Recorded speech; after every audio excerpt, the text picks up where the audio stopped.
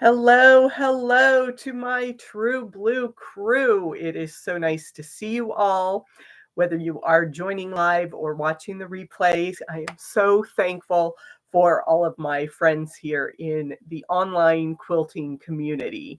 And I thank you for spending part of your day with me today. And I just have to show off a little bit. The t-shirts are in and they're so soft and comfy. And I have to say, it is so nice having a logo t-shirt finally because it makes my decision about what to wear that much easier. But you can usually count on me to be wearing a blue t-shirt for my a true blue quilt life. And yeah, we're just going to dive in today. I'd love to hear in the chat. Hi, Faith. Hello, where are you joining us from? What project you're going to be working on this afternoon? I do need to take a minute and find the link for our block of the month because that is what I want to share with you today while we sew together on our first Saturday sew and chat. This is a monthly event. I just come on live at some point, usually the first Saturday of the month, to spend a couple hours working on my own projects. It gives me some dedicated time to get some quilting done and also to chat with you. Well, that didn't. I spent a whole bunch of time this morning updating my website and then I didn't check what it actually looked like. And there's a bunch of links that are going strange places, but I found it. Found what I wanted. So this is the little bit different block of the month that I have been releasing in 2023. And the reason it is a little bit different is because all of the blocks are 6 by 9 inches. So we're working with rectangular blocks and not the traditional square blocks because, it gets boring doing the same thing as everybody else all the time. So I took my own little detour here for this year and we're working with these rectangular blocks. Let me catch up on the chat here for a minute. Faith is in St. Louis. Thank you for joining us. And always good to see you, Nan from Sweden. As I said, it brings me such joy to have these friends from around the world. And maybe someday we'll be able to meet in person. That would be fabulous. So you can hop down to truebluequilts.com to find the specific instructions. Of course, will be showing you what I'm sewing. I'm just not going to go into the measurement details and all that kind of stuff on YouTube. So please download the pattern from truebluequilts.com if you want to sew along. And Carlene is joining us from Texas. I've been back and forth across the state of Texas many, many times in my life. In fact, I spent a couple years in the Lubbock area, which is northwestern Texas. I'm not quite sure where Ballinger is. I've probably driven through it, but it doesn't pop into my head as a specific location. Oh, sorry, Sonia. I'm chatting too much. She wants me to get busy sewing. Yeah, we'll get to that in just a minute. And Elizabeth is joining us from Australia. Again, so wonderful to see quilt friends from around the globe. Yes, I'm glad you're having a lovely morning. I know that the time difference to Australia gets really crazy, but I'm glad that this timing worked out for you. So let me grab the block, the sample block, and I'll talk about it a little bit, and then I will get sewing, Sonia. Yes, I have fabric cut out and ready to go. So this is the block I'm calling Windows. Like I said, it's a rectangular block, but we're using the square in a square traditional piecing method for surrounding our center square with 4 corners and then adding some strips to make it a rectangular block. And I've planned a quilt that uses these blocks in a horizontal layout. So you can see I've got my fun animal print there, and those animals are just all random around that fabric. So it really works no matter whether you plan a vertical or a horizontal layout. I want that bear to be walking right side up. So I'm not gonna, I planned ahead on that. So if you have some directional fabric, this is one of those blocks that you want to plan ahead for that final layout before you do that piecing with these end units. Obviously, the square in a square itself could be rotated, but once you put those end pieces on, then it really does kind of dictate the orientation of your final quilt. And the other feature that I am planning for this block is that it will become a fun I Spy layout, fun quilt for kids or for anyone that you want to like put some hidden treasures and stories in. So novelty prints, anything with real identifiable objects is a fun way to showcase in this framework there. And then you can either pick a coordinating fabric for the corners of the block and then the background of the whole quilt.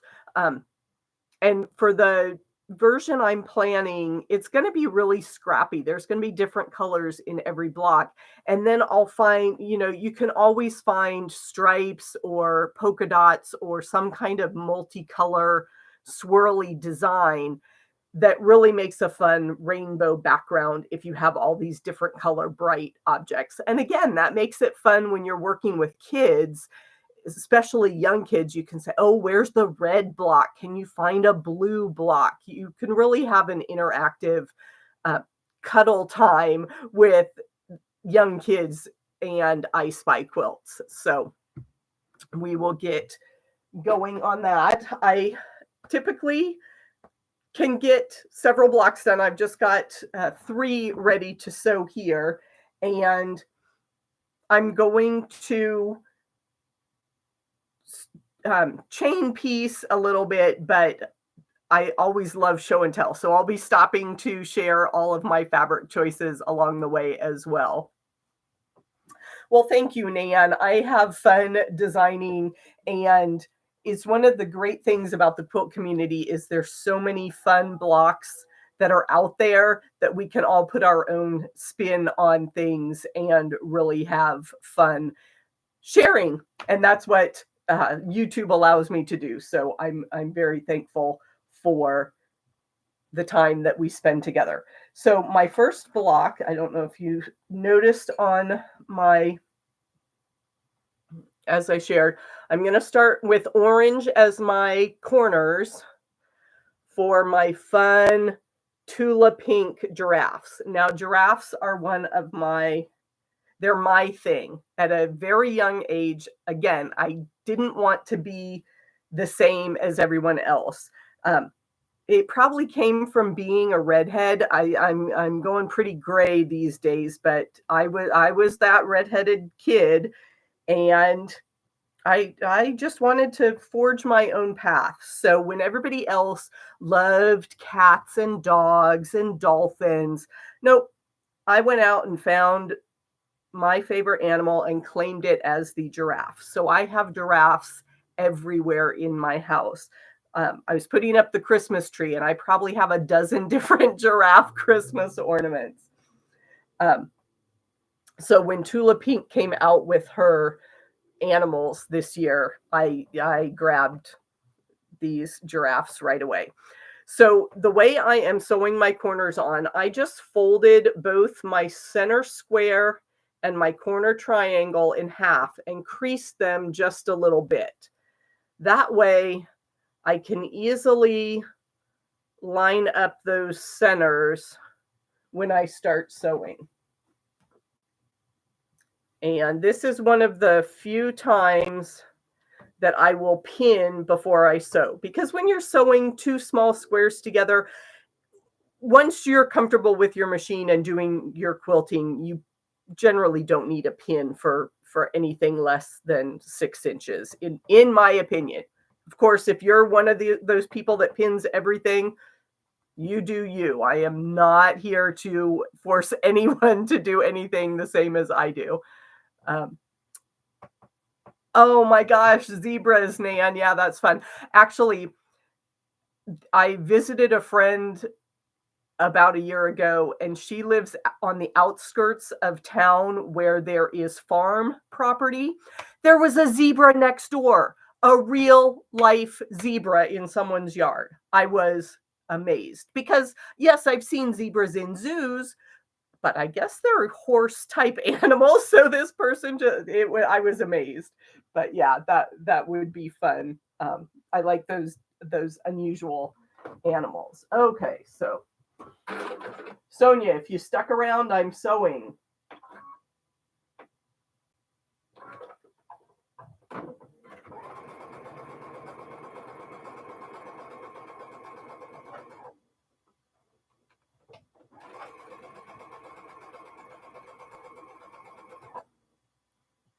And then, like I said, I like to chain piece these blocks, especially when you're doing things that have corners because you can only sew one corner at a time. And I don't like cutting in between those few little bits. So I like to sew a little bit longer before I cut my thread. So again, I'm pinching. And my second block, I've got these crazy words. I think it would be fun. You know how people do the online fabric swaps? You choose a theme, whether it's animals or I Spy or whatever, but it would be fun to exchange word fabric with some other people. So I pinch those, I'm matching up the centers, and then I can get that corner. And you'll notice that you've got some dog ears hanging off the sides. That is so we have a seam allowance for our points of our square. And those of you that are experienced quilters, you can just, as I said, continue to do your own thing. I like to explain because sometimes new quilters are wondering what's, if they're doing things right when corners have some overhang. And then for my third block today, I was working on Christmas projects. So we've got to throw a few candy canes in there for December. So I will add a triangle on one side.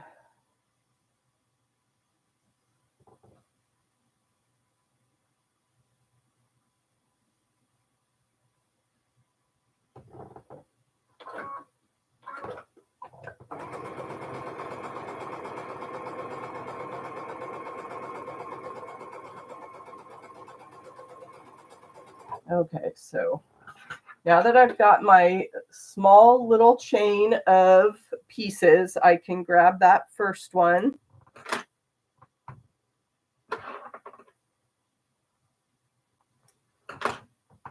My giraffe. And add in the same manner, I'm going to add the triangle to the opposite side next. And then I will pause and press fabric to the corners. And then I will add the remaining sides so that every side of my square has a triangle sewn onto it.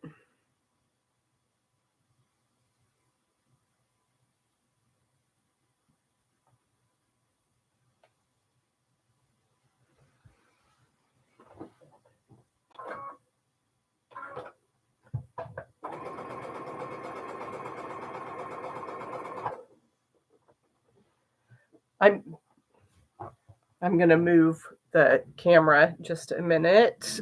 So, because some people may want to see a little bit more of my machine and how it works. Hello, Becky. Thank you for joining us.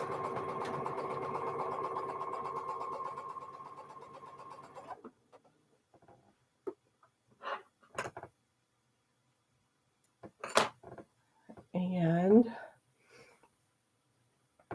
I don't want to be moving the camera around, but it's kind of comical because as I chain piece and I've got all the different things going on, I have to really stop and think of what piece goes next with which block. So when you're working scrappy, things get kind of, those OCD neat freaks are going to really get triggered here if I talk about my cleanup habits. And we're not even, my mother would be horrified, but I just kind of push all the fabric off to the side when I start a new project. And then every once in a while I go through and really do a deep clean and put everything back away. But a lot of times it's just, I have piles everywhere.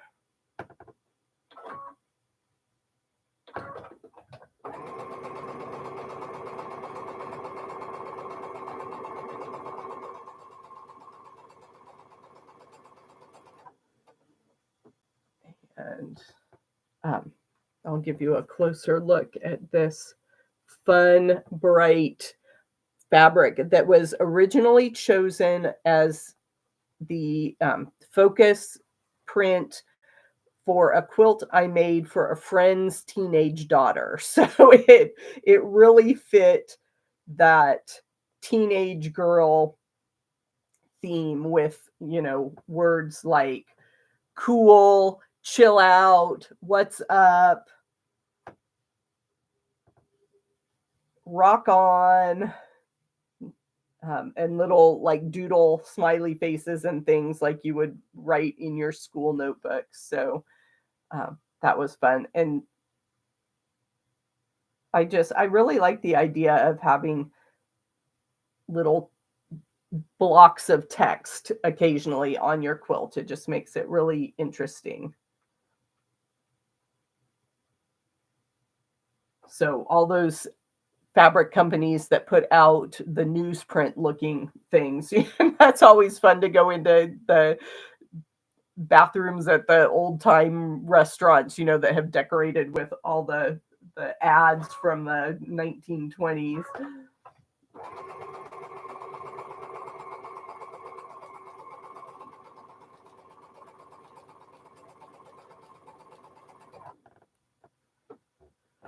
Okay, so we have those. I'll grab one of my little leader ender thread scraps that I run under the needle. So here we have our first set of corners. Now, when I cut my fabric for the corners, I start with a square and I cut once on the diagonal. And then this is a bias edge. So I want to be very careful with my corners as I'm piecing so that I don't stretch that. But it immediately gets sewn down. And now these edges were the original edges of my square, and they're not as prone to stretching. So just a little tip there and an explanation of why you see the instructions there to cut once on the diagonal for those pieces. And Jay is joining us again. I think I've seen, Jay, that you've been on these live streams before. Glad you're here. And when I am sewing all the time on my live streams, I finger press. Most of the time when I'm piecing off camera as well. I finger press until I get the block done, and then I'll move to the iron and iron everything. It's more fun to be sewing, so I don't want to be jumping up and down to the ironing board for blocks like this. So Julie, thank you for putting your full name in there. I need to make a cheat sheet and um,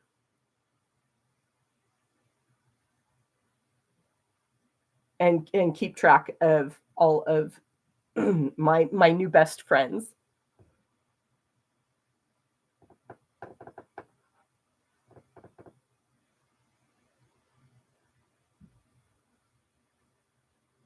So it certainly felt a little more wintry in my area yesterday. We had some clouds and the pavement was wet when we woke up, so it rained a little bit overnight, and up in the mountains it was snowing. So I felt that was appropriate for December here in the northern hemisphere.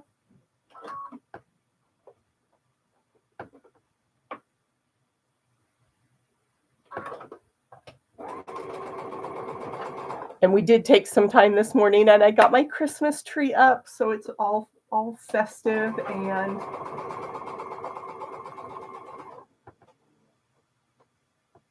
I haven't turned the Christmas carols on yet. I played one of my decorations is a little music box, so I was singing the carols along with that this morning, but I haven't really put the Christmas music on full blast yet.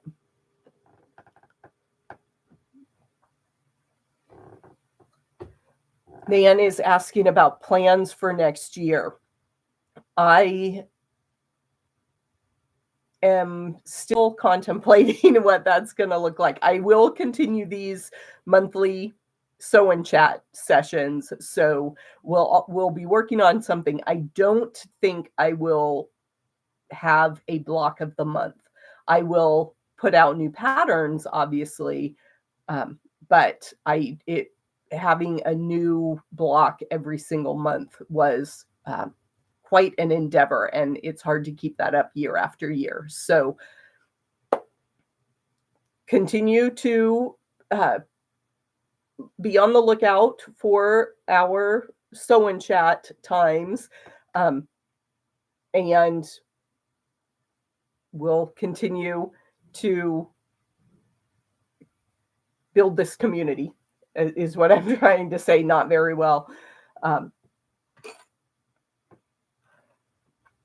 But yeah, I'd love to know if you are involved in any other block of the month, if you have a particular designer or fabric company that you look forward to sewing along with.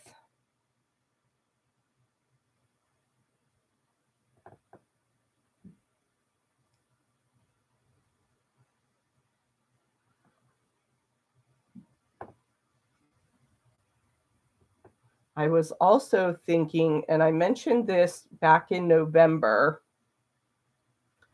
and I will have to put the question out to my newsletter subscribers. So if you have not subscribed to my newsletter, please visit the website, or there's a link in the video description to do that, because I'd love to make this more interactive and host some Zoom sessions, because you get to see what I'm working on, and I love show and tell. So I really want to see what you guys are working on too. So I think it would be really fun to have some Zoom sessions that people could join in, and we could all get to know each other a little bit better.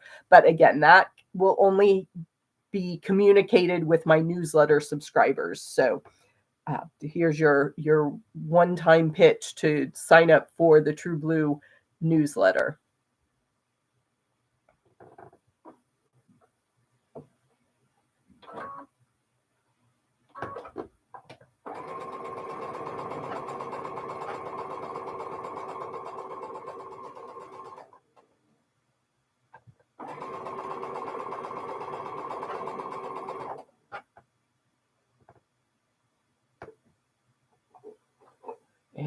And then I have my third one.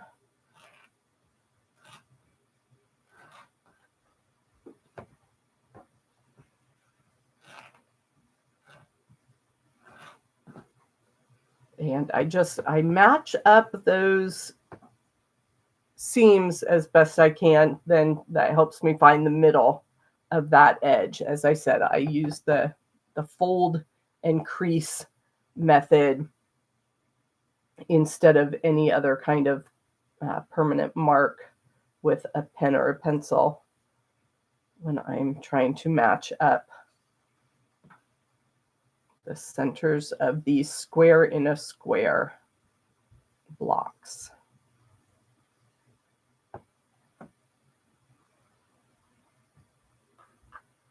If I know that the centers are matched up, I really don't have to worry about what's happening there with the overlap on the ends.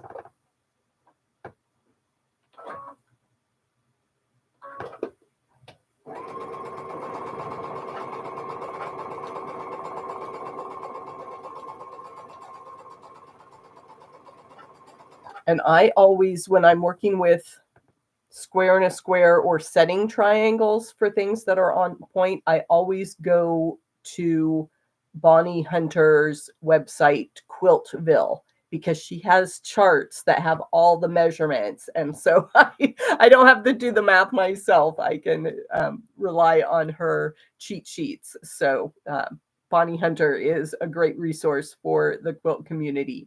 And speaking of Quilt Along and Block of the Month projects, she's got her annual mystery quilt. Are any of you doing I think this year is Indigo Way? And of course, Indigo, True Blue. I was very tempted, but I'm just collecting the patterns. I don't have time at the moment to start another big quilt project. But every year she comes up with amazing quilts that she offers as a sew along during November, December timeframe. So those are fun to look forward to.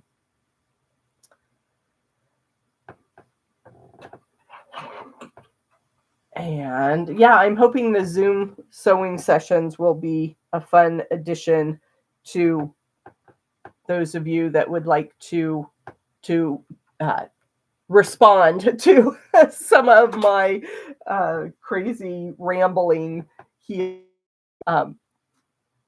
and listen to the chatter in the background.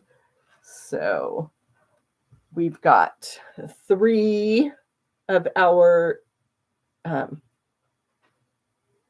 corners there on my giraffe.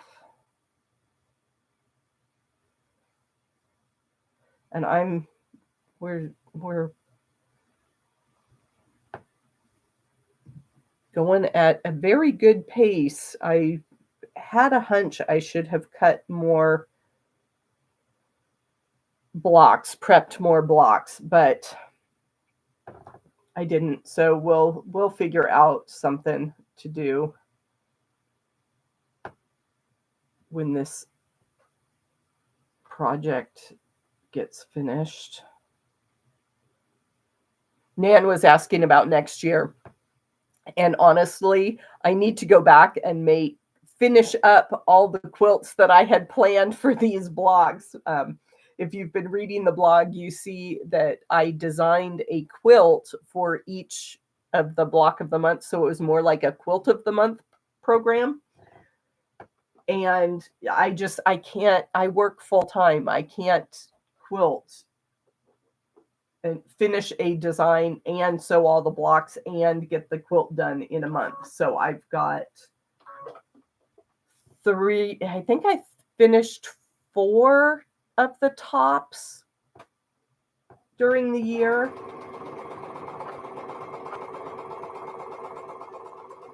So I'd love to go back and, finish those actual samples for the patterns that I've written.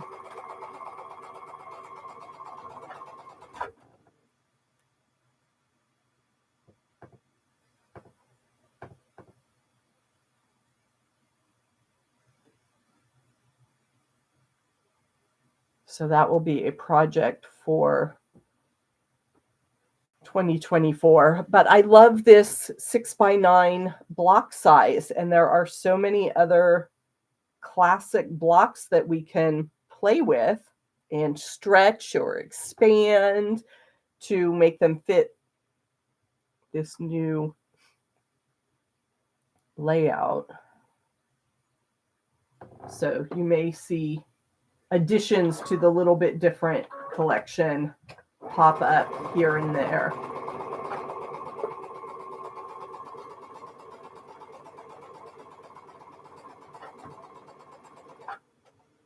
Okay, did I get? No, I still have my words, my crazy words to add one more triangle to.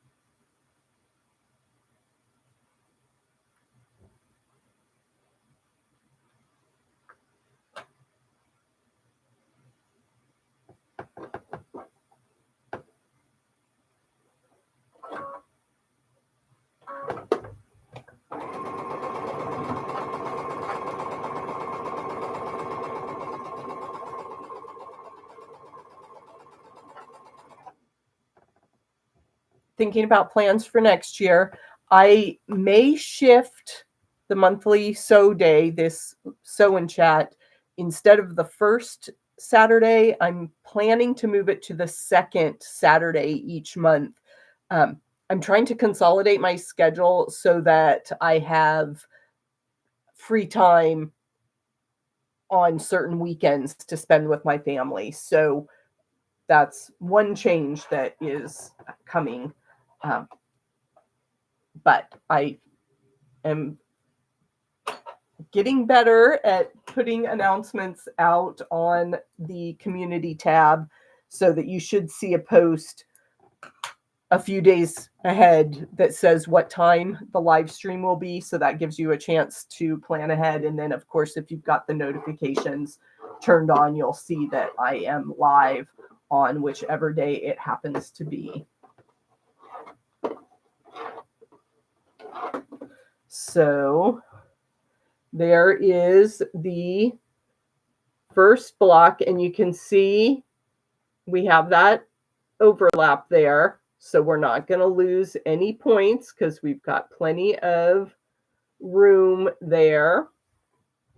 And then I always manage to drop fabric, so we have some awkward angle as I bend over to pick things up. And again, there's the giraffe. And I didn't plan very well. Like, as I was telling you to plan for the horizontal layout, we're going to have our giraffe leaning a little bit or looking up at the moon. I mean, it really doesn't matter on a quilt because you turn them around all sorts of ways, but we're not putting the block on point in the final quilt. It is it's running straight. So that's where I was not thinking of that tilt when I cut my initial square. When I had fabric like this that goes every which way, it really didn't matter how I laid the ruler down when I cut that initial square. Same thing with my candy canes. It really didn't matter which way was up. But things like this, it makes a difference if I should have rotated the fabric a little bit, since I knew that I was going to be sewing your seams are at an angle in the finished square. So that changes things when you are cutting. So I need to trim these blocks. And as I'm thinking about it, I don't know that I put the measurement in the pattern, so I'll have to go back and double check that. But we're only making 6x9 blocks, so this has to be trimmed down to 6.5 because we're only going to put fabric on two sides, and so your squares need to be 6.5 inches there. And the wonderful thing, as I make room to do my cutting, about my little bit different ruler that I made just because I wanted to be able to trim my blocks for these quilts throughout the year, is that it's 6.5 by 9.5. This ruler is the size of the block that you need to trim to. And I've got quarter inch seam lines marked with a dotted line all the way around, so you know where you are lining up. So when I line this block up, I can make sure that that dotted line is right on the corner, that I am not chopping off any points when I trim my blocks. So I do need to stand up to cut. I am not very good at this table, so I apologize for the side view here.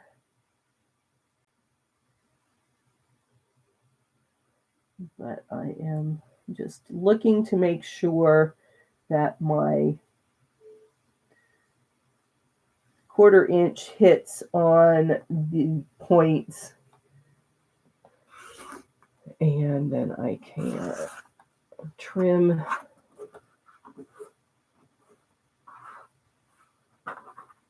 and that gets rid of those little dog ears from our triangles.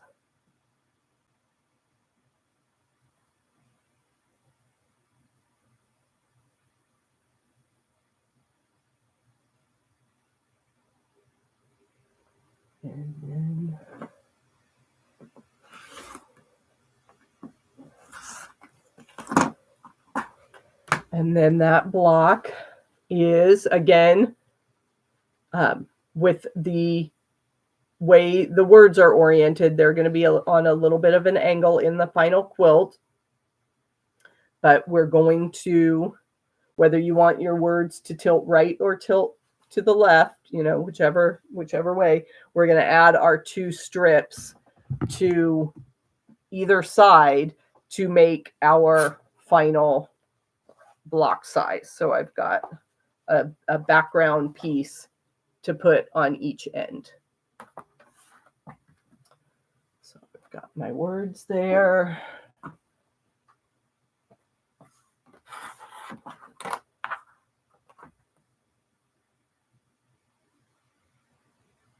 I'm thinking I need to get one of the mini irons to keep just off to the side here when I'm doing my live streams, so I can press my blocks, because this is a place where you may want to go zap your blocks with an iron instead of relying on the finger pressing. I'm not that much of a perfectionist, so I don't worry about it all that much, but it would ensure that the final block is. Now I'm wondering if I cut that the right size.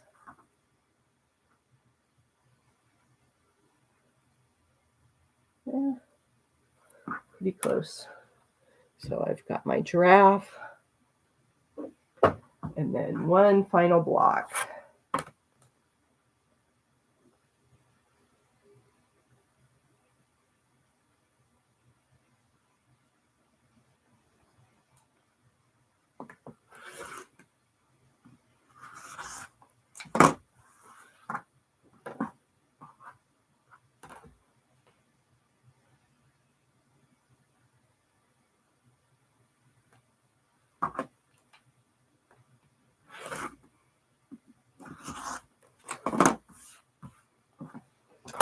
And there, our candy canes are all trimmed square. And then the great thing about sewing these blocks is right where those threads cross, that's your 1/4 inch.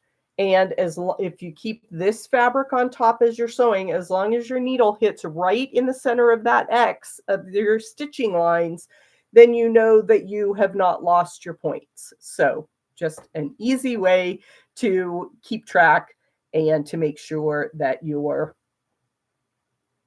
points are visible. Of course, missing a point here and there is, in the grand scheme of things, is not anything to stress over. Of course, everybody's level of perfection is different, and I may be too casual about my seam allowances and points matching. So again, you work to your own level of perfection. I am not going to judge.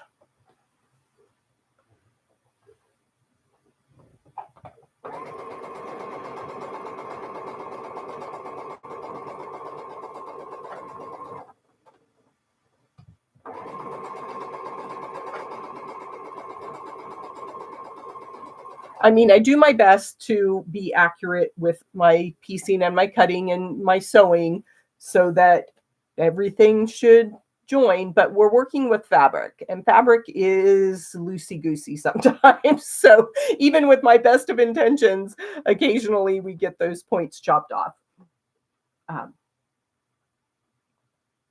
And I always have a seam ripper handy for those occasions when I just can't live with the wonky factor.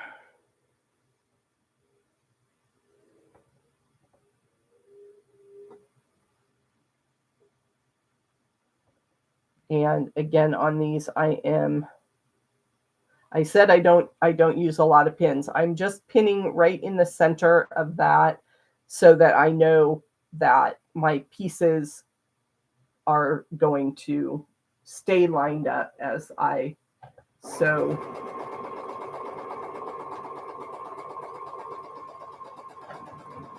the edges.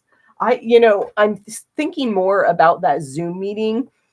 I will schedule something in the next few weeks so that everybody that has been working on the Little Bit Different block of the month can have a show and tell, because I've got in the other room. I'm not going to get up and get it today, especially because I'm kind of cramped right here. I wouldn't be able to show it off, but I've got a sampler with all 12 blocks done. So towards the end of the month, early January, we will have a reveal of the Little Bit Different quilts. And definitely go read the blog post for December, the one that I linked earlier in the chat. Let me drop that link again. This takes you to the description of the quilt block I'm working on. There is a special offer for those of you that have been working on the Little Bit Different blocks. So you'll want to read up on that and how you can claim your free pattern.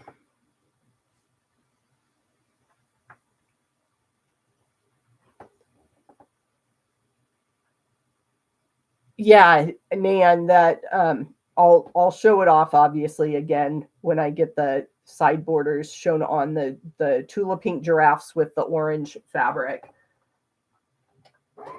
That was one of my summer projects that I got the quilt top done but haven't had a chance to get it quilted.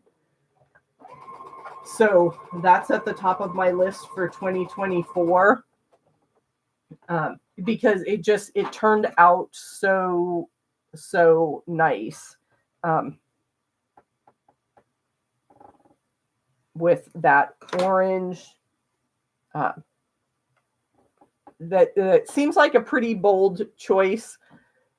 Orange is not a popular color in the quilt world, and I've made several orange quilts, and not even for Halloween. I mean, that's what immediately comes to mind are the pumpkins in the fall. And nope, I just made orange because I found some orange fabrics that I loved and used those as inspiration. But yeah, this was a really good choice. And I tend to be scrappier when I quilt. I don't like Tula Pink, obviously, with these animals. She has a whole line of fabrics. And so you could get all Tula Pink fabric for a quilt that would blend, of course, because they're her colors. I like to pull from different designers. Just my style to mix and match a little more rather than make a whole quilt from one line of fabric.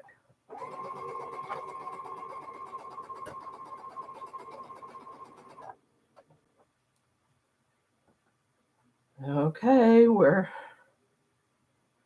getting close to being finished with our, and this has been pretty standard this year. I've been able to sew about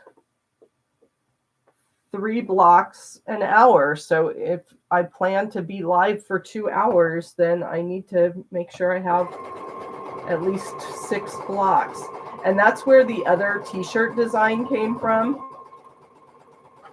If you look in my shop, I've got the member True Blue Crew t-shirts, but I also have the 3 blocks don't make a quilt, but they do make a table runner, because I tend to have finished 3 or 4 blocks, and obviously unless you put in a lot of negative space and other fabric around just 3 blocks, you're not going to make a whole quilt. So that became another t-shirt design, which was fun to have that inside joke with those of you that have been chatting with me here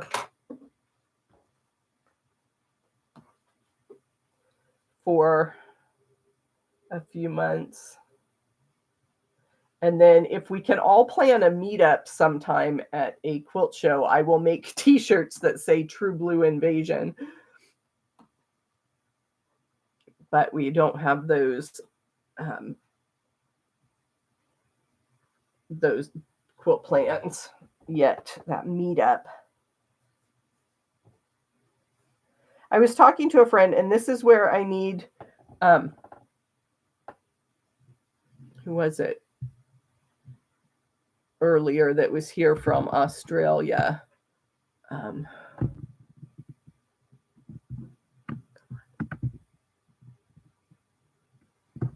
Now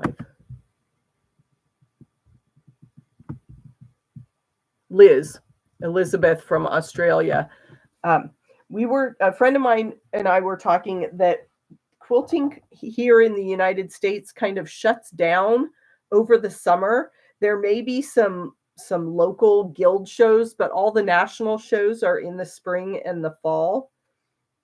I'm wondering if it's kind of the same in Australia, but with the seasons opposite and Christmas being in the summer for you, that tends to inspire a lot of people to sew and quilt around the holidays. So maybe you don't have the same experience.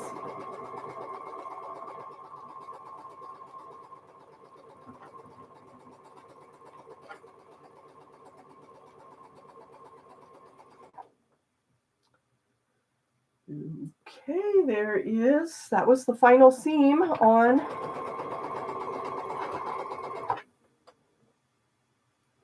my 3 windows blocks. So let me just do a little bit of a finger press here so they'll lay flat.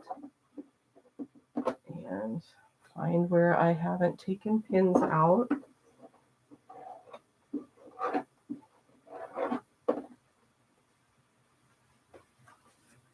So we've got our wild and crazy.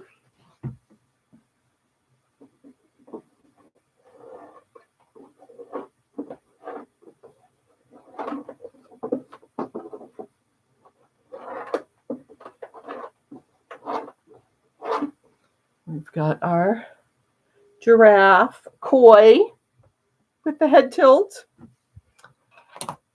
And still have a pin in that one.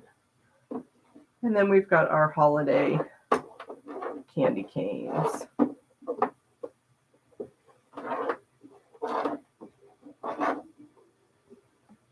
Nice bright red and green. So I'm searching around. I had a felt. Oh, it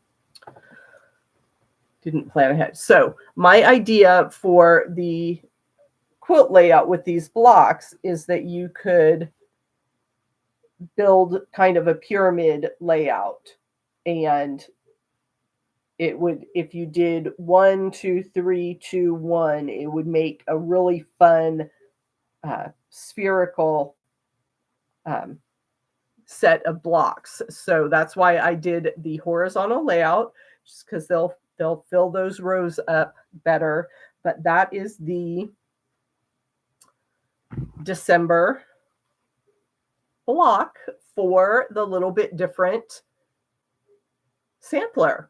So we have now made 12 blocks, and each month I shared a quilt pattern that includes 12 blocks. So you have your choice of those 12 different patterns. They're all listed on the front page of my website, and choose your favorite layout to make your final Little Bit Different sampler. And I have to remember to plan a show and tell for the Little Bit Different block of the month aficionados. So I need to pause. I'm recovering from a cold, and my voice is a little bit raggedy today. So, and I've got this one, I put a pin, I can't remember what I was sewing, some batting together, big basting stitches. And that seemed like too much thread to throw away. So I just stuck the needle here in my pincushion, but it's like a distraction. Every time I see that thread, I'm like, oh, what is that? So these are the random things that go through my mind. Okay. I still have time set aside to sew. So I'm going to pull out my sack of bricks. These are 2.5 by 4.5 inch bricks of fabric that I've pre-cut to make some patriotic squares that will eventually go into a quilt of valor. And I've sewn on these several times on live streams, but they're fun, easy blocks to do a square with a neutral ring with another colored. So I do dark, light, dark, or I reverse the block and do light, dark, light.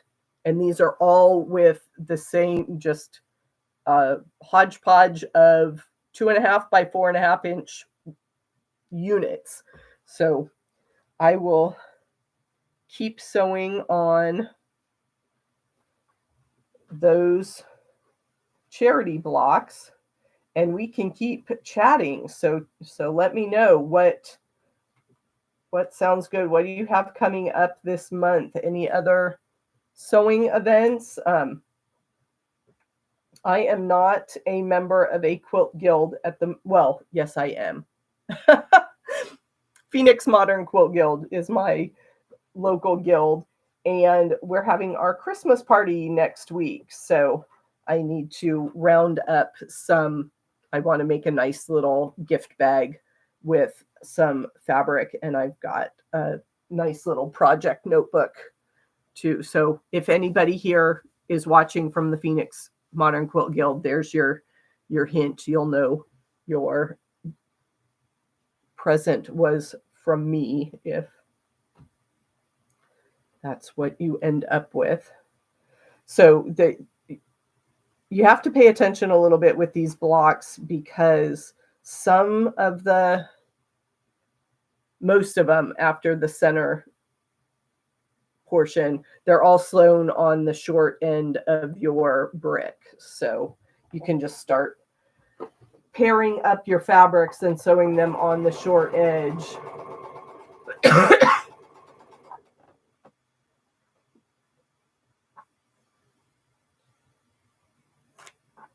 And I've been using kind of the same combinations of fabrics over and over. When you cut more than one unit from the same fabric, it feels like you're being overly repetitive. Of course, when I get the whole quilt done, it won't matter.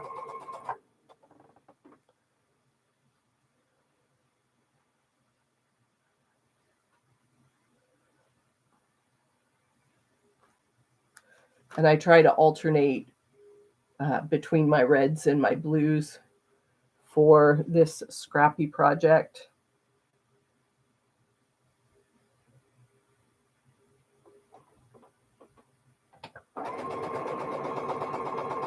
So to get my chain piecing, I need to work ahead on some of the units so that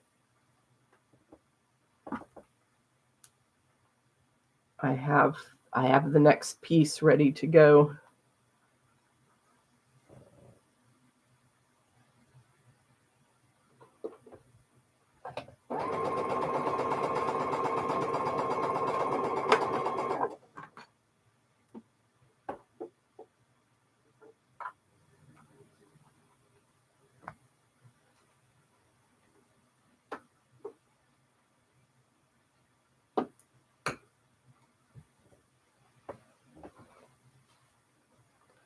I am one of those lazy people that I do all the planning for my holiday shopping in my head, and then I'll just think about it for weeks and weeks and weeks, and then I'll be out there, the weekend before Christmas trying to do my last minute shopping, even though, I could have gotten it done way ahead of time because I know what I'm going to get everybody. It's just actually going out and doing it. I could do the online thing, but I do enjoy the kind of the festive spirit, seeing all the decorations that are out for the holidays.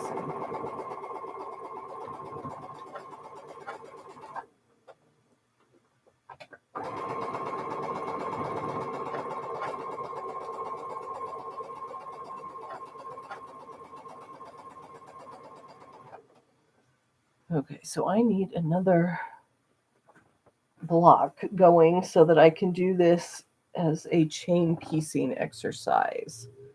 So it is time to put some lights together for the alternate block.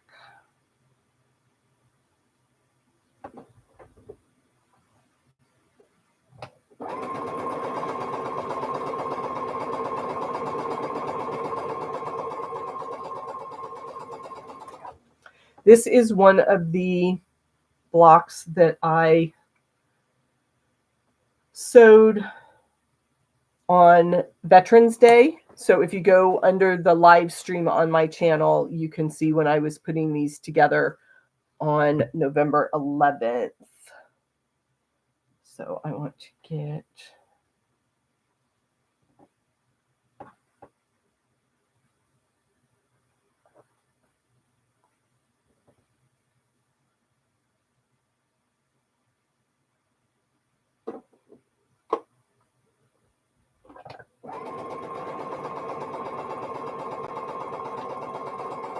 And it's kind of a brain teaser as I start thinking, reds and blues and twos and threes, what order I want to do everything in.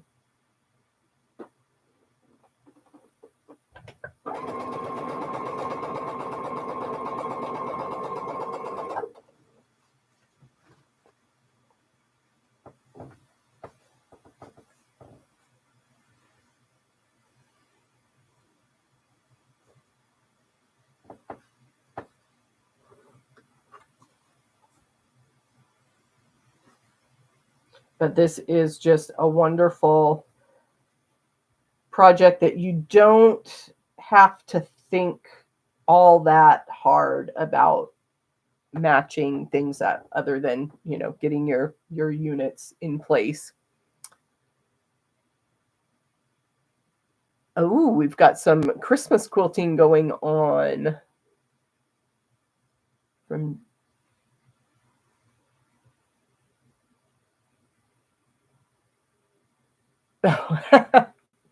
I like your thinking about making two Christmas quilts for two different people, and they each...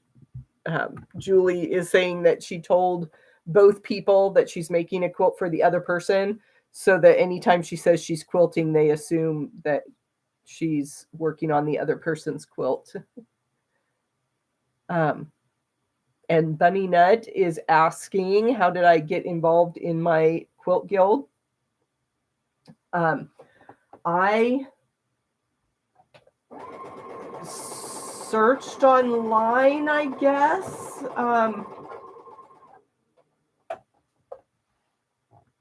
So my mom got me interested in quilting almost 20 years ago, and she lives about half an hour away. So at various points over the years, I have been a member of her quilt guild, but sometimes it gets to be too much of a chore to drive that far for meetings in the evenings. It gets me home real late at night, and if I'm still working the next day, it's just I'd rather not. So I've let my membership in that group last. So I tell that story to lay the groundwork that I understand how guilds work, and I like the community and the education aspect that is involved in a guild, and the group projects and all of that. So I searched for the Phoenix Modern Quilt Guild. Being active online, you see a lot of posts by the Modern Quilt Guild, and then that's the national organization, and then there's local chapters. So when I started seeing QuiltCon, their Modern Quilt Guild's big show each year, and wanted to get involved at the local level, especially since Phoenix has been a host city in the past, and we're also going to be a host city in 2025 for QuiltCon. I knew I wanted to be involved in the local chapter. So again, it's just an online search for quilt guilds in your area, or talk to your local quilt shop. The staff at your shop should be familiar with the different guilds that are active in your area. So that's how I got involved. But I'm a joiner person. My husband laughs at me because if there's a group that's going to have a meeting, I'm a happy camper. But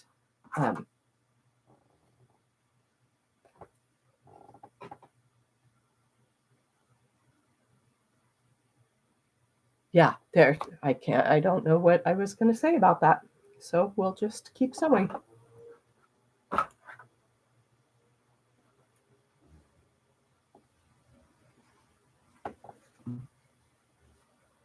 So I've got my long strips to add to the outer edge. Okay, so poll question for the audience. What is your feeling on florals in a masculine quilt? Because it's scrappy. I'm going to throw them in there. Obviously, it's cut. It's ready to be in a block that will probably has a 90% chance of going to a man if I donate it to a Quilts of Valor patriotic organization for a veteran. But I mean, I know I'm a veteran. There's women out there that have served in the military, so it's not that big a deal. It's just a funny thing. I always wonder if, I mean, obviously guys like flowers too, but it's been pushed to the feminine so much that it just makes you wonder. Julie's asking if I am going to QuiltCon in February. I can't make it to Raleigh in 2024. But when they're here in Phoenix, that's my hometown, you'll definitely see me there. So that's the long piece, but I need to work on my alternate block. So that I can switch back and forth and don't have to, cut the thread just to be working on one thing. And I got this fabric is a little bit short. You can see there, it's. So I don't know if my top fabric, I suppose I could measure, but what's the fun in that? Live on the edge. Why one is true? Which one is wrong? Is the short one wrong? Is the long one wrong? Well, we may never know. So then to build the first round, I'm going to add a single to that edge. And the great thing about this block is that you don't have to match any seams anywhere. So you start with your two together, and then you put one on each end, and then you put two on the remaining sides, and then you put two, and you finish with three. So it works out really nice to just go 1, 2, 3.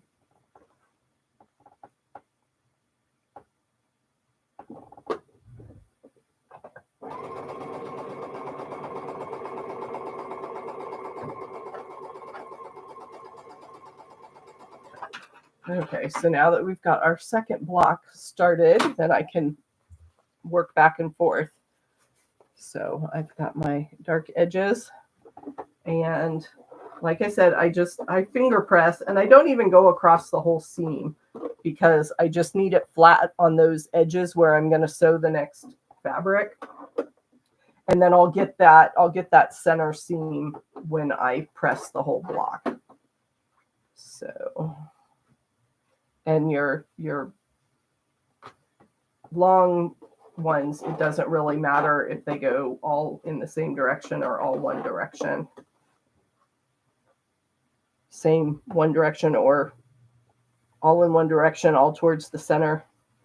Again, I'm not matching. There's the seam from the previous side, and it's offset from my long ones. So that makes me happy. Don't have to match. And so this, I'm not even going to use any pins because I can hold the end. There's nothing to match in the middle. So this is free and easy sewing.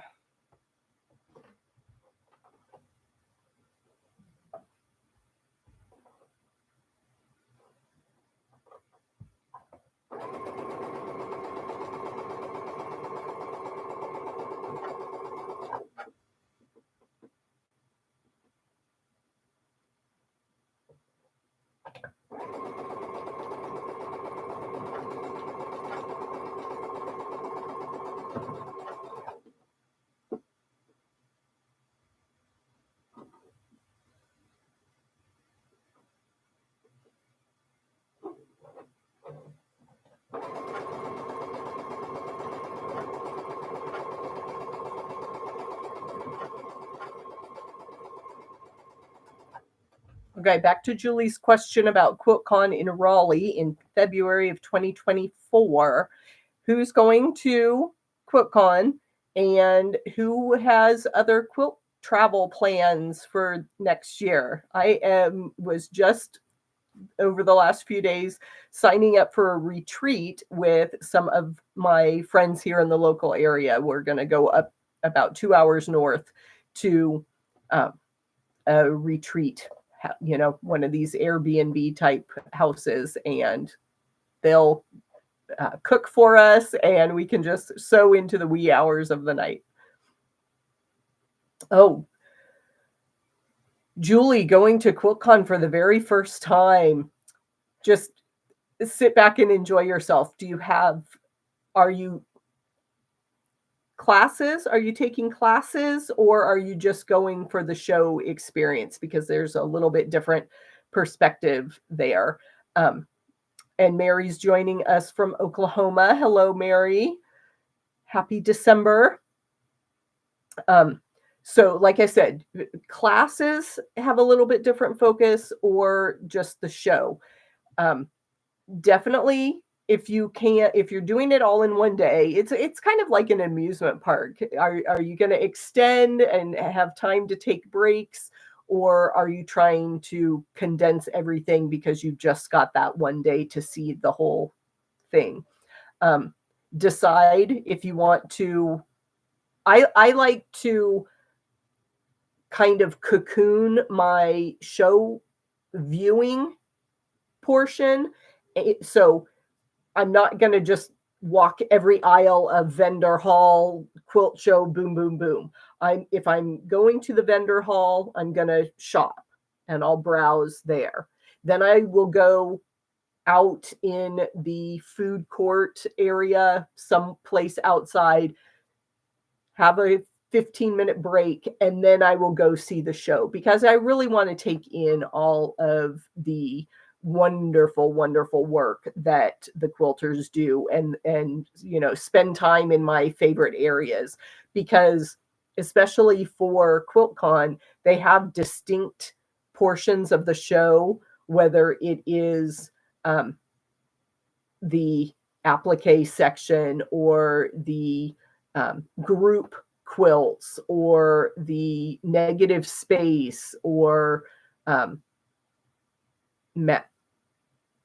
modern traditionalism, I think, is another category. I'm trying to remember all the components of the show. So I really like to, like I said, separate those different aspects of the show so that I can give each my attention. And you can just see the little tail. My kitty cat wants to say hi. She comes up to find me in my sewing room. Can you say hi? Nope, not too interested. Yes? No?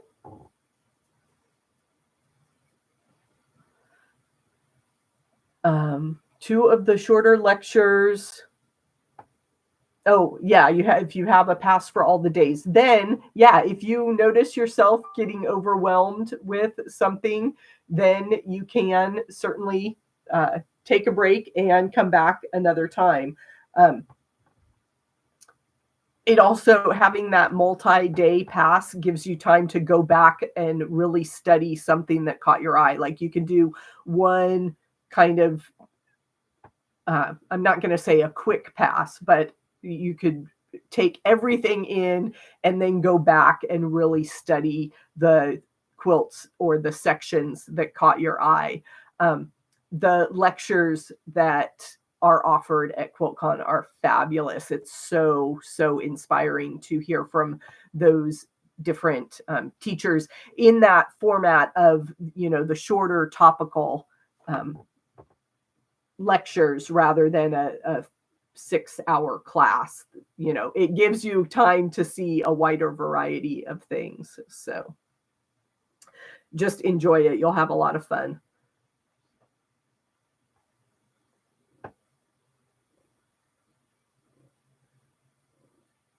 Sorry, I have to take a kitty break here.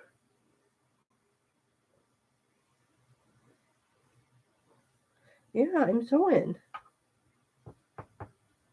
If I jiggle my leg, she usually gets board and jumps down. She's really cemented to me today. All right, Nan, have a good holiday season. Thanks for being here. Okay, you can get down now. I'll come see you later.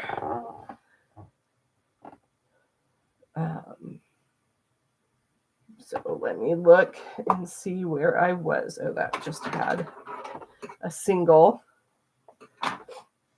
So I need to get some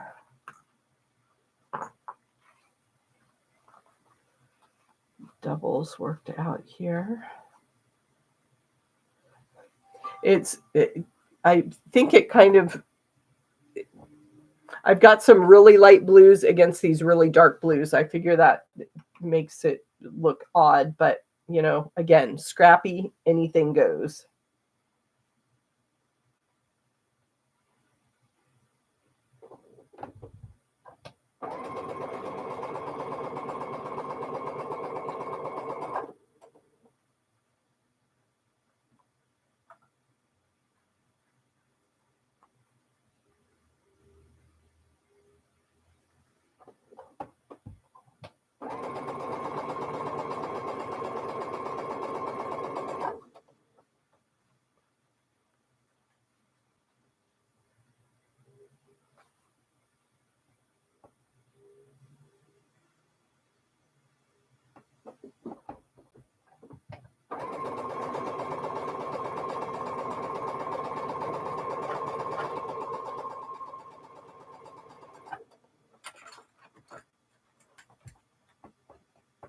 Can get my Wonder Clips out of the way. I had all my notions spread out here because I did a video recently on my top 10 notions that cost less than $10. And like I was saying before, I don't clean up. So, okay, so we've got 3 sides done. And just need to get that last bit on. I'm making sure that I have finger pressed those seams out of the way.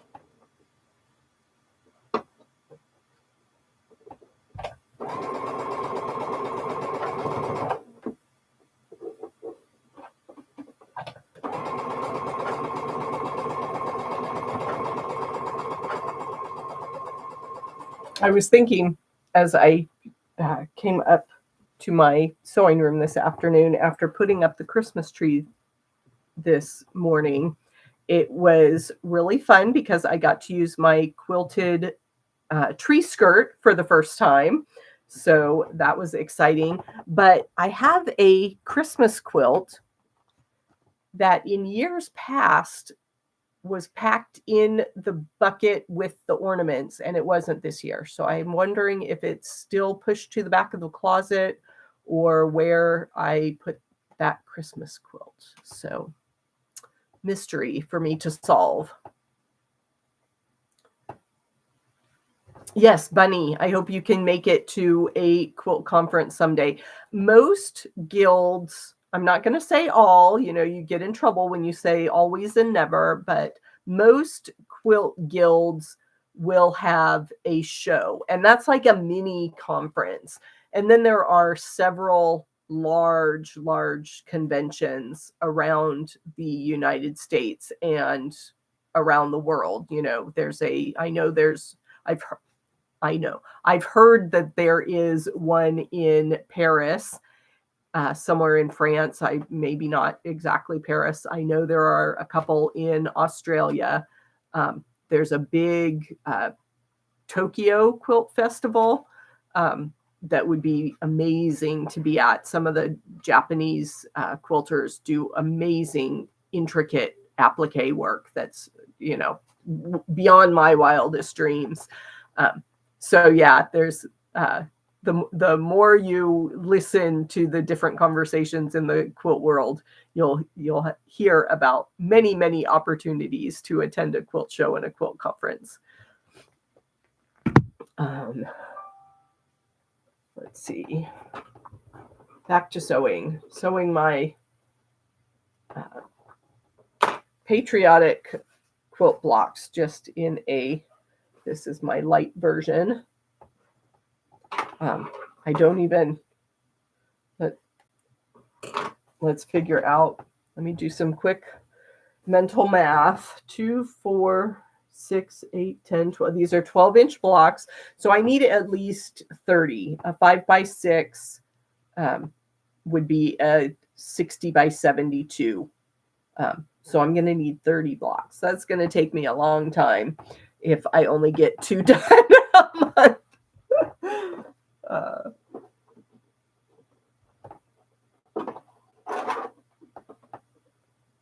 But like I said, that's why I need these sew and chat sessions, so that I make progress on these and don't just have orphan blocks laying around all the time.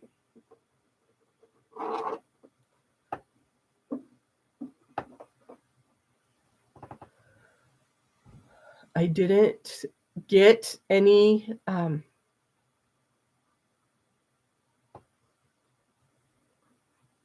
thought. Nobody has any strong opinions on floral fabrics in quilts that are for men.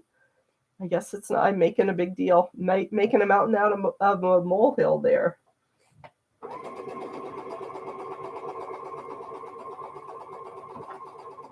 I just remember having that conversation before my husband and I got married, that he was very worried that he'd have to exist in a bedroom with all floral sheets and everything, and I'm much more on the neutral geometric pattern in my bed linens. I don't need a lot of pink frilly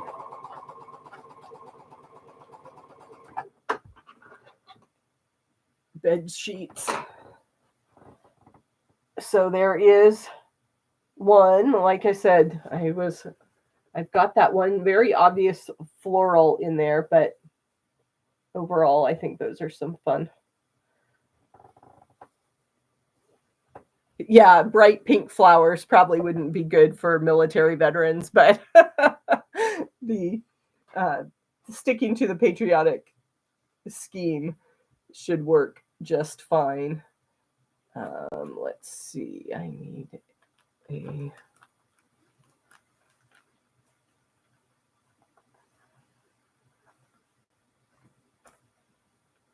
to make the center of my next block.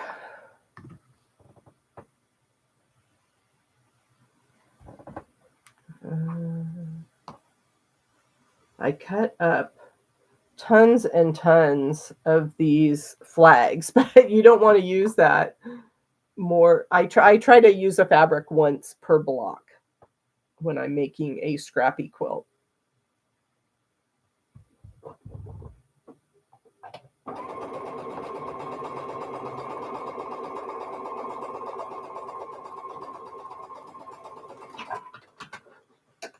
And then when I go digging in my scrap bin, I take what's on top. So I need to kind of rotate my scrap bin so that I can get some of those hidden treasures from the bottom.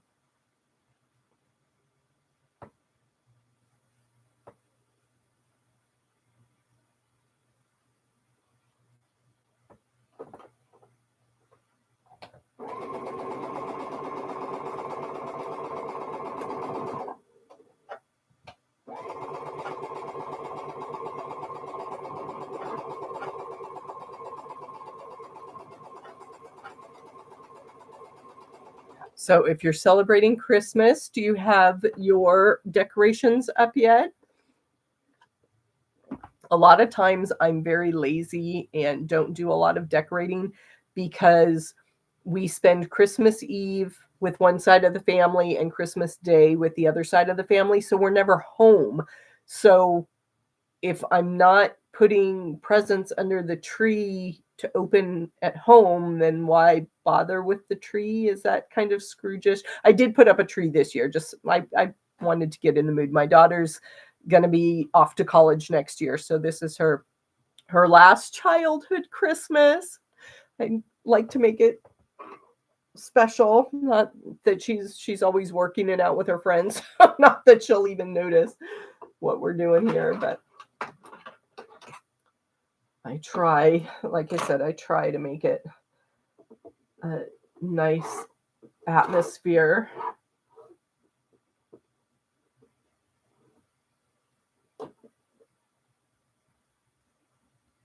Okay, so I've got my bright center and we'll add a neutral light. So my reds and blues are my darks, and I've got some creamy light colored fabric as my lights. And yeah, you can just spend a couple hours cutting up your chunks, and then you have, like I said, I went through and did that. This was part of my jelly roll strip sewing day back in September. So there is a download on my website with cutting instructions for these bricks that you can, it gives you some layout ideas for making a whole quilt. And there we've got one round. See that light blue, a little too light for this. It's jarring. So I should have put another light. I have one other light. So maybe I can do that all as the one part of that. But I don't have my fabric sewn together for the next round. So Andy, stop the rambling and get the sewing done.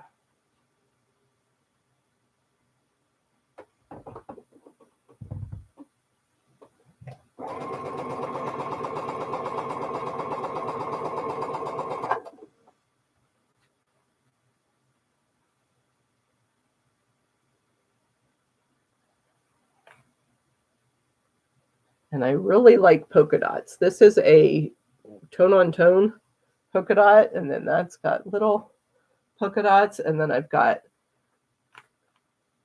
this real swirly. That's not showing up on the camera. It's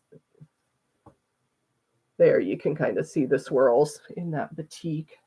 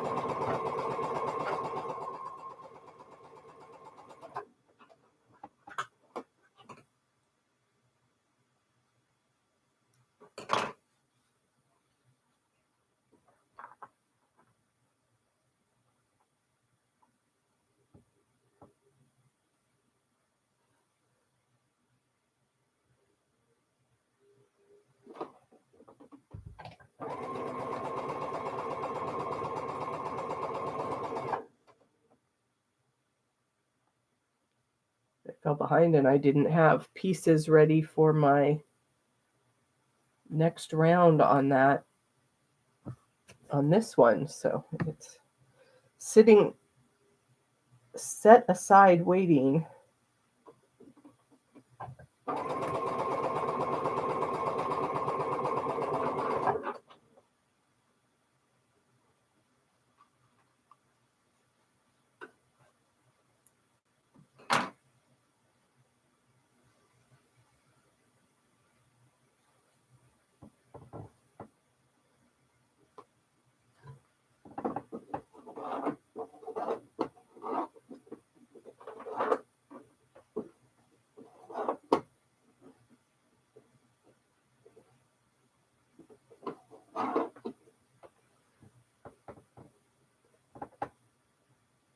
Oh, Bunny's spending her time quilting instead of decorating.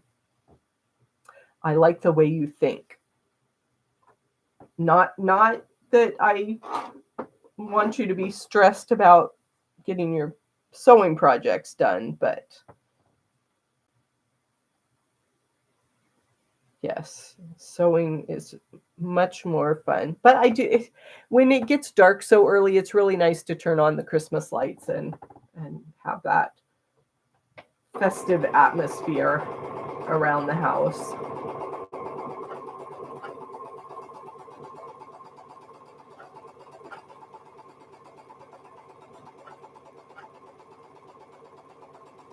And since it's December and Advent season, everybody's, especially on YouTube, is doing the unboxings. There are so many quilters that have bought the Missouri Star Advent box. And so I'm enjoying seeing those treats. And then there's a couple other quilty Advent boxes. I am following and making one from Carolina Moore. So you'll see those videos pop up on my channel throughout December. And they are all diamond blocks, which is fun. So I've got my secret corner of my design wall up there because I'm working ahead, obviously, so that I have the videos to share with all of you throughout the month. But yeah, I love countdown things. So if there's a 30-day challenge, I can usually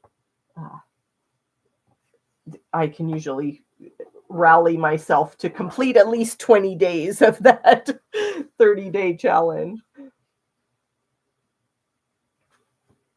It's hard to follow through on all of those things, but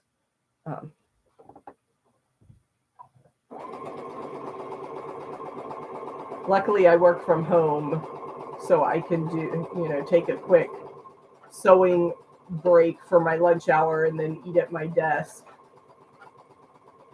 for the afternoon if there are quilting deadlines looming.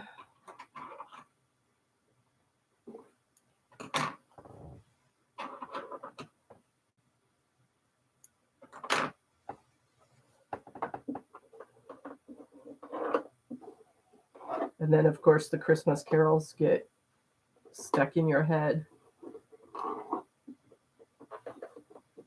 Jingle Bells is my current loop mental soundtrack.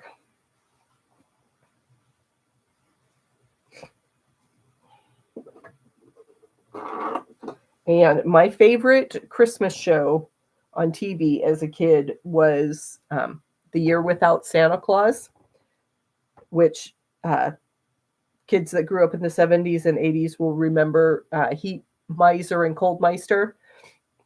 That was the Christmas special I loved. And I actually bought a copy on VHS tape back in the day so that I could always watch my favorite Christmas special.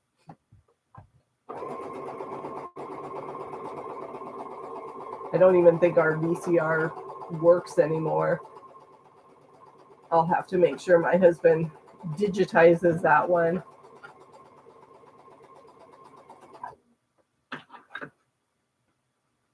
When the elf and the reindeer go off to save Christmas because Santa just doesn't want to deliver presents.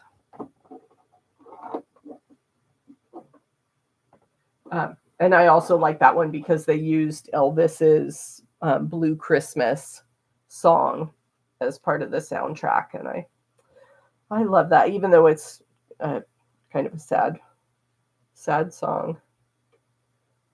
Blue Christmas, of course I would like that one.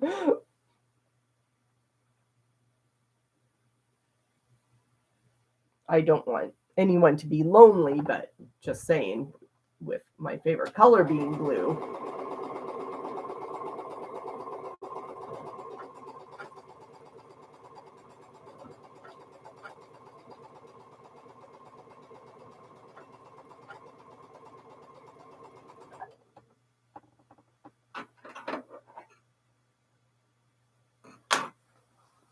Okay, so I've got the light round on that one, and now I can get busy sewing my darks together again.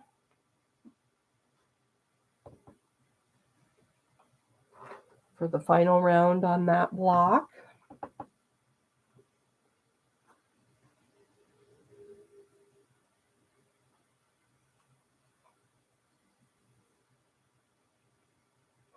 Didn't cut that one very well.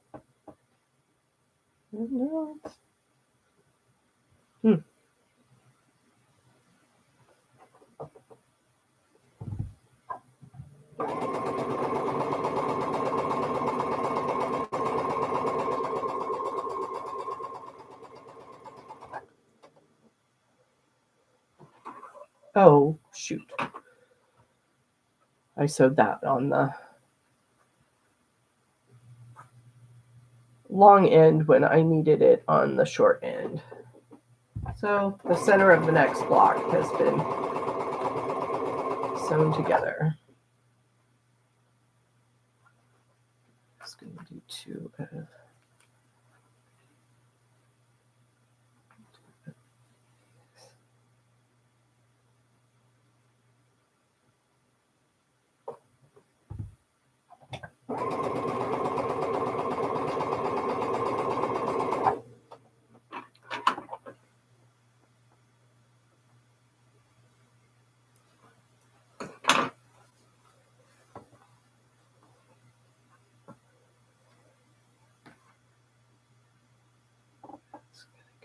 set aside.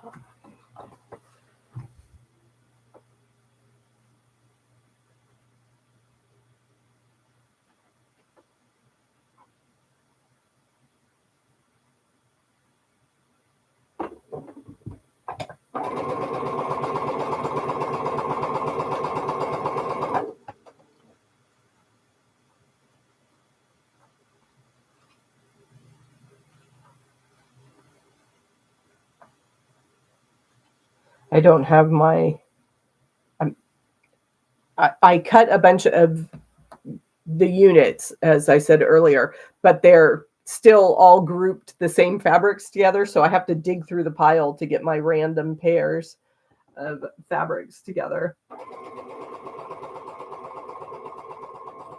So I was just thinking that I should have organized the different groups of fabrics so that I could just grab from the different piles. But that's why I end up with everything spread out everywhere.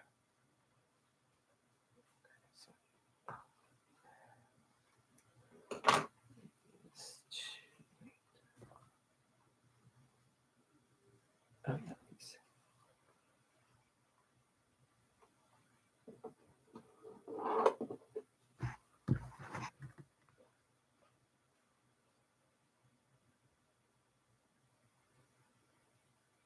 And it's really easy to remember which side to sew things to because you don't want to match seams.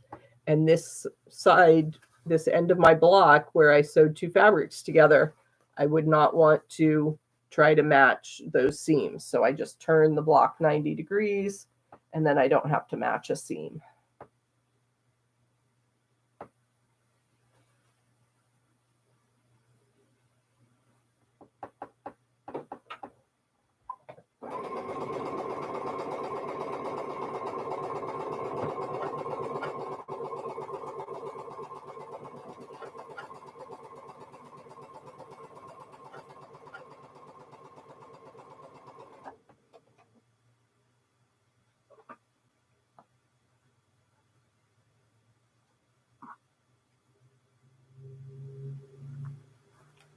Oh dear, I am running low on variety of blues, and that one doesn't even look, that's barely 2 inches. What is that doing in my 2.5 inch stack? Oh, I think I was going to try and ease in. Life's too short to ease in narrow strips. So we will just keep looking for a 2.5 inch. Okay, that one's better.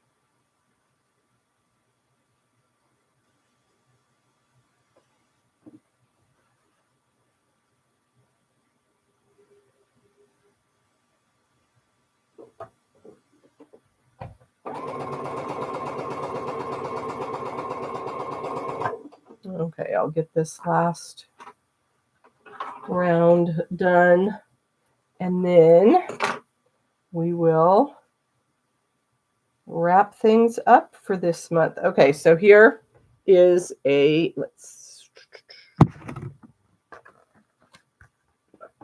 this is a tone on tone.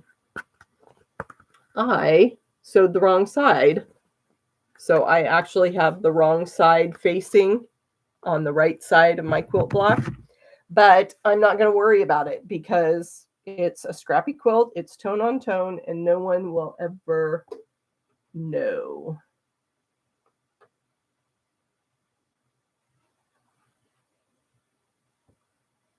And this, I mentioned Bonnie Hunter earlier. I read her blog quite often.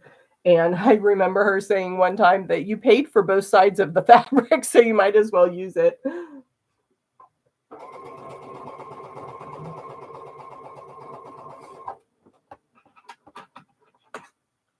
So don't worry about mistakes like that.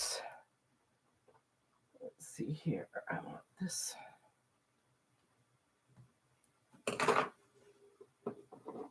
That's why I like sewing with batiks so often, because it doesn't matter which. And I broke my own rule of not using the same fabric more than once. I've got the same light. It's got a swirly on this corner and down on that corner. But they're just guidelines. No one's going to know or care once the quilt is finished. It will do its job.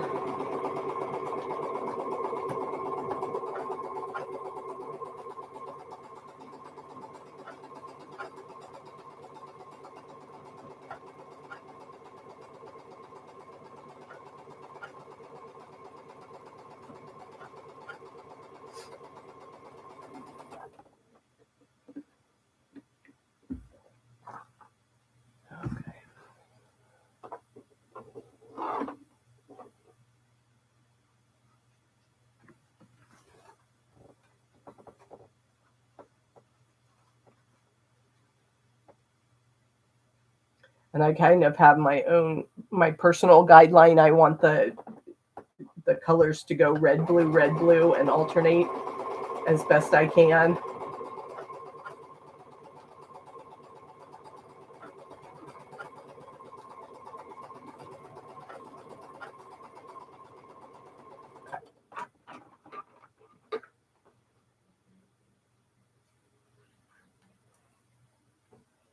So I do a lot of I put a lot of mental thought into these random placements of fabric. Okay, I'm going to add this last white strip here, and then this block will be done.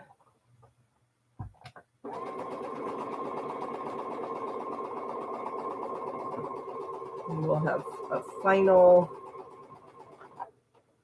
show and tell moment, and then we can all get on with our day or evening, whatever the case may be.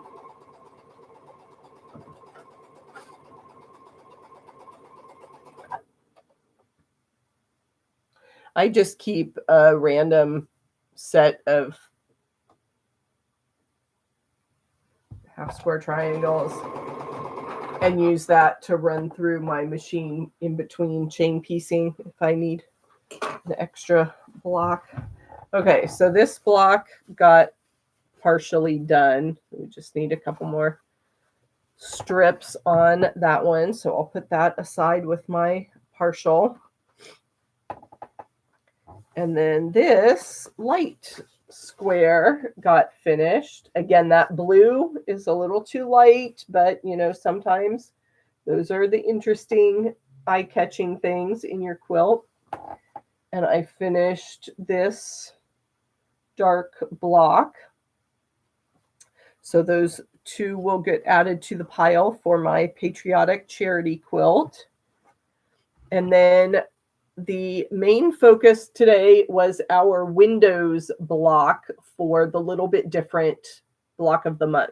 So I made a Christmas block. I'm going to put all these together as kind of an I Spy quilt. So that's why I chose different novelty fabrics for the center square.